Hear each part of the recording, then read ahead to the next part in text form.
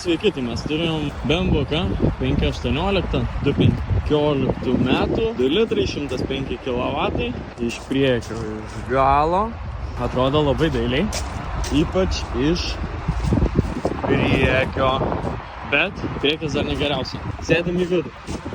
Be to, luxury. Kas man žiauriai patinka? Šviesus odinis salonas. Čia yra mano meilė. Aš ko norėčiau kiekvienam automobilį. Tai šviesus salonas. Sėdynės yra elektrinės.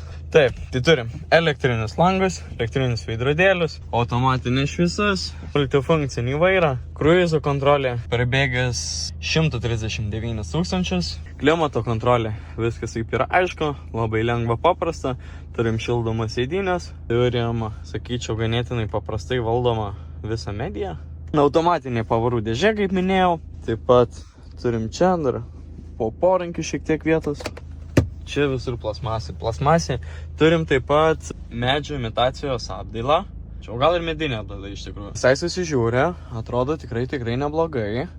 Tai va, kaip ir minėjau, elektrinės sėdynės, langai veidrodėliai, taip toliau. Iš tikrųjų galas atrodo tikrai labai švarus. Ir vaizdas toks, lyg niekas net nebūtų sėdėję čia jame.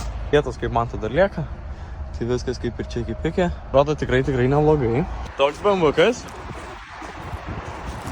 Kaina 12 800. Nuolaidėlė, bet nuolaidėlė.